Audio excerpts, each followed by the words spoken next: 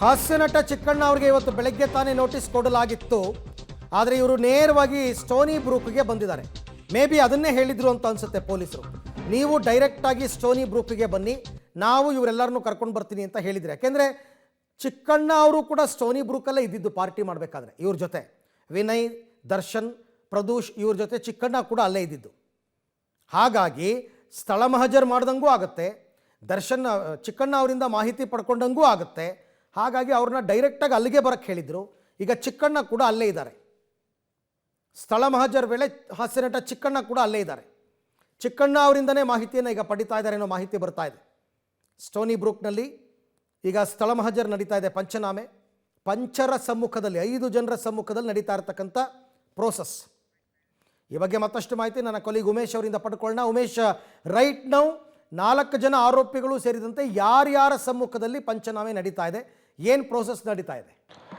ಅರವಿಂದ್, ಏನು ಶನಿವಾರ ಏನು ಪಾರ್ಟಿ ನಡೀತಾ ಇತ್ತು ಆ ಜಾಗದ ಸ್ಟೋನಿ ಬುಕ್ ಪಬ್ ಏನಿದೆ, ಆ ಪಬ್ಗೆ ಈಗ ಆರೋಪಿಗಳನ್ನು ಕರೆತಂದಿರುವಂಥದ್ದು. ಅದರಲ್ಲಿ ಪ್ರಮುಖವಾಗಿ ನಟ ದರ್ಶನ್ ಮತ್ತು ವಿನಯ್, ಪವನ್ ಮತ್ತು ಪ್ರದೋಷ್ ಈ 4ರನ್ನು ಇವತ್ತು ಅನ್ನಪೂರ್ಣೇಶ್ವರ ನಗರ ಪೊಲೀಸ್ ಠಾಣೆಯಿಂದ ಈ ಪಬ್ಗೆ ಕರ್ಕೊಂಬಂದಿರುವಂಥದ್ದು. ಮತ್ತೊಂದು ವಿಚಾರ ಏನಂದರೆ, ಹಾಸ್ಯ ನಟ ಚಿಕ್ಕಣ್ಣ ಅವರಿಗೆ ಕೂಡ ಅವತ್ತು 8ನೇ ತಾರೀಕು ಪಾರ್ಟಿ ನಡೆದಂಥ ವೇಳೆಯಲ್ಲಿ ಅವರು ಕೂಡ ಪಾರ್ಟಿಯಲ್ಲಿ ಇದ್ದರು ಅನ್ನೋ ನಿಟ್ಟಿನಲ್ಲಿ ಇವತ್ತು ಅವರಿಗೂ ಕೂಡ ನೋಟಿಸ್ ಕೊಟ್ಟಿದ್ರು. ಅಂದರೆ ಇವತ್ತು ವಿಚಾರಣೆಗೆ ಬರಬೇಕಾಗಿದೆ, ಕೆಲವೊಂದು ಮಾಹಿತಿಗಳು ಬೇಕಾಗಿದೆ ಅನ್ನೋ ನಿಟ್ಟಿನಲ್ಲಿ ಅವ್ರು ನೋಟಿಸ್ ಕೊಟ್ಟಿದ್ರು.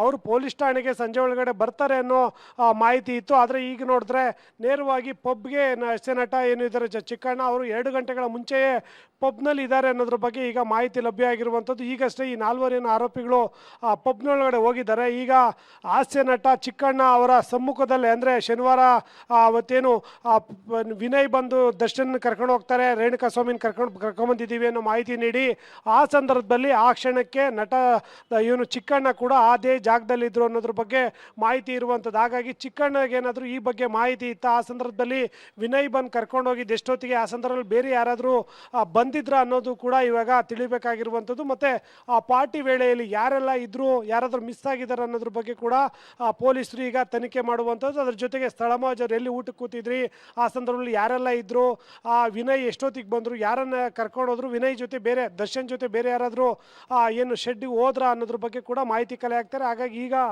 ಉತ್ರಳ್ಳಿ ಮೇನ್ ರೋಡ್ನಲ್ಲಿರುವಂಥ ಇದೇನು ಪಬ್ ಏನಿದೆ, ಈ ಪಬ್ಗೆ ಈಗ 4 ಆರೋಪಿಗಳನ್ನು ಕರ್ಕೊಂಡ್ಬಂದು ಸ್ಥಳ ಮಹಜರು ಮಾಡುವಂಥದ್ದು.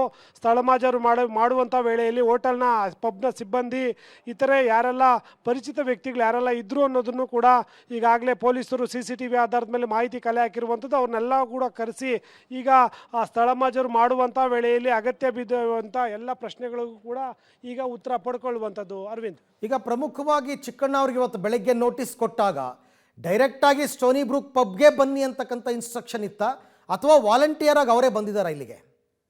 ಅರವಿಂದ್, ಅವರು ಈ ಕೊಲೆ ಪ್ರಕರಣಕ್ಕೆ ಸಂಬಂಧಪಟ್ಟ ಹಾಗೆ ಯಾವಾಗ ಪ್ರಕರಣ ಬೆಳಕಿಗೆ ಬಂತು ಆ ಸಂದರ್ಭದಲ್ಲೂ ಕೂಡ ಈ ಪಬ್ಬಿನ ಪಾತ್ರದ ಬಗ್ಗೆ ಅವಾಗಿಂದಲೂ ಕೂಡ ಡಿಸ್ಕಷನ್ ಆಗ್ತಾ ಇತ್ತು. ಅಂದರೆ ಏನು ವಿನಯ್ ಏನಿದ್ದ, ವಿನಯ್ ರೇಣುಕಾ ಸ್ವಾಮಿನ ಕರೆತಂದಿದ್ದೀವಿ ಅಂತ ಪಾರ್ಟಿಯಲ್ಲಿದ್ದಂಥ ನಟ ದರ್ಶನ್ಗೆ ಮಾಹಿತಿ ನೀಡಿದಂಥ ವೇಳೆಯಲ್ಲಿ ಆ ಸಂದರ್ಭದಲ್ಲಿ ಆ ಜಾಗದಲ್ಲಿ ಯಾರೆಲ್ಲ ಇದ್ದರು ಅನ್ನೋದ್ರ ಬಗ್ಗೆ ಮಾಹಿತಿ ಕಲೆ ಹಾಕಿದ್ರು. ಆಗ ನಟ ಏನು ಚಿಕ್ಕಣ್ಣ ಏನಿದ್ರು, ಚಿಕ್ಕಣ್ಣ ಕೂಡ ಅಲ್ಲಿದ್ದರು ಅನ್ನೋದ್ರ ಬಗ್ಗೆ ಮಾಹಿತಿ ಲಭ್ಯ ಆಗಿತ್ತು. ಮತ್ತು ಅವರು ಪಬ್ನಲ್ಲಿದ್ದಂಥ CCTVನೂ ಕೂಡ ಪರಿಶೀಲನೆ ಮಾಡಿದಂಥ ವೇಳೆ ಆ ವ್ಯಕ್ತಿ ಅಲ್ಲಿದ್ದಿದ್ರ ಬಗ್ಗೆ ಮಾಹಿತಿ ಇತ್ತು. ಆದರೆ ಆ ಪ್ರಾಥಮಿಕ ತನಿಖೆಯಲ್ಲಿ ಆತನ ಪಾತ್ರದ ಬಗ್ಗೆ ಯಾವುದೇ ಸಾಕ್ಷ್ಯಗಳು ಲಭ್ಯ ಆಗಿಲ್ಲ. ಬದಲಾಗಿ ಆ ಘಟನೆಗೆ ಇವರು ಪ್ರತ್ಯಕ್ಷ ಸಾಕ್ಷಿಯಾಗಿದ್ರು ಅನ್ನೋ ನಿಟ್ಟಿನಲ್ಲಿ ಇವತ್ತು ಬೆಳಗ್ಗೆ ಅವರಿಗೆ ನೋಟಿಸ್ ನೀಡಿ ಕೆಲವೊಂದು ಮಾಹಿತಿಗಳು ನೀಡಬೇಕಾಗಿದೆ. ಹಾಗಾಗಿ ಪೊಲೀಸ್ ಠಾಣೆಗೆ ಬನ್ನಿ ಅಂತ ಹೇಳಿದ್ರು. ಆದರೆ ಮಧ್ಯಾಹ್ನ ನಂತರದಲ್ಲಿ ಇವ್ರು ಯಾವಾಗ ಸ್ಥಳ ಮಹಜರು ಅಗತ್ಯತೆ ಇದೆ ಅಂತ ಗೊತ್ತಾಗುತ್ತೆ ಆ ಸಂದರ್ಭದಲ್ಲಿ ನೀವು ನೇರವಾಗಿ ಪಬ್ಗೆ ಬನ್ನಿ ಅಂತ ಪೊಲೀಸರು ಮಾಹಿತಿ ನೀಡಿದ್ರು. ಹಾಗಾಗಿ ಸುಮಾರು 2:30 ಸುಮಾರಿಗೇನೆ ನಟ ಏನು ಚಿಕ್ಕಣ್ಣ ಏನಿದ್ದಾರೆ ಅವರು ಪಬ್ ಒಳಗಡೆ ಇರುವಂಥದ್ರ ಬಗ್ಗೆ ಈಗ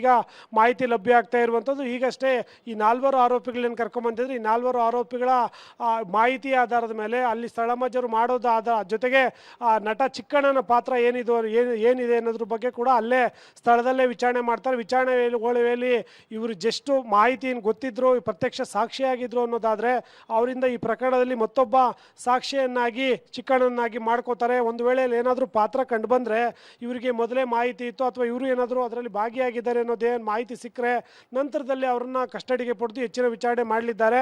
ಬಹುತೇಕ ಸದ್ಯಕ್ಕಿರೋ ಮಾಹಿತಿ ಪ್ರಕಾರ ನಟ ಚಿಕ್ಕಣ್ಣ ಆ ಸಂದರ್ಭದಲ್ಲಿ ಊಟಕ್ಕಿದ್ರು ಅನ್ನೋದೊಂದು ಹೊರತುಪಡಿಸಿದ್ರೆ ಬೇರೆ ಯಾವುದೂ ಈ ಪ್ರಕರಣದಲ್ಲಿ ಭಾಗಿಯಾಗಿರೋದ್ರ ಬಗ್ಗೆ ಯಾವುದೇ ಸಾಕ್ಷ್ಯಗಳು ಲಭ್ಯ ಆಗಿಲ್ಲ. ಈಗ ತನಿಖೆ ಕೂಡ ಮುಂದುವರಿತಾ ಇದೆ. ಮತ್ತೊಂದು ಕಡೆ ಸ್ಥಳಮಾಜರು ಕೂಡ ನಡೀತಾ ಇರೋ ಕಾರಣಕ್ಕಾಗಿ ಸ್ಥಳಮಾಜರು ನಂತರದಲ್ಲಿ ಚಿಕ್ಕಣ್ಣ ಏನು ಹೇಳಿಕೆ ನೀಡ್ತಾರೆ ಅನ್ನೋದಾದ ಮೇಲೆ ಆ ಚಿಕ್ಕಣ್ಣನ ಪಾತ್ರ ಏನಿರ್ಬೋದು ಅನ್ನೋದ್ರ ಬಗ್ಗೆ ಮಾಹಿತಿ ಲಭ್ಯ ಆಗುವಂಥದ್ದು. ಥ್ಯಾಂಕ್ ಯು ತಮ್ಮ ಎಲ್ಲ ಮಾಹಿತಿಗಾಗಿ. ಒಟ್ಟಾರೆ ಇವಾಗ ನೀವು ನೋಡ್ತಾ ಇರ್ತಕ್ಕಂಥದ್ದು ಸ್ಟೋನಿ ಬ್ರೂಕ್ ಪಬ್, RR ನಗರ, ಉತ್ತರಳ್ಳಿ ಮೇನ್ ರೋಡ್ನಲ್ಲಿ ಇರ್ತಕ್ಕಂಥದ್ದು. ಅಲ್ಲಿಗೆ ದರ್ಶನ್ ಅವ್ರನ್ನ ಕರ್ಕೊಂಡು ಬಂದಿದ್ದಾರೆ ಸ್ಥಳ ಮಹಜರ್ಗೆ. ದರ್ಶನ್, ವಿನಯ್, ಪ್ರದೂಷ್, ಪವನ್ ಜೊತೆಗೆ ಚಿಕ್ಕಣ್ಣ ಎಲ್ಲರಿಂದ ಮಾಹಿತಿಯನ್ನು ಕಲೆ ಹಾಕ್ತಾ ಇದ್ದಾರೆ.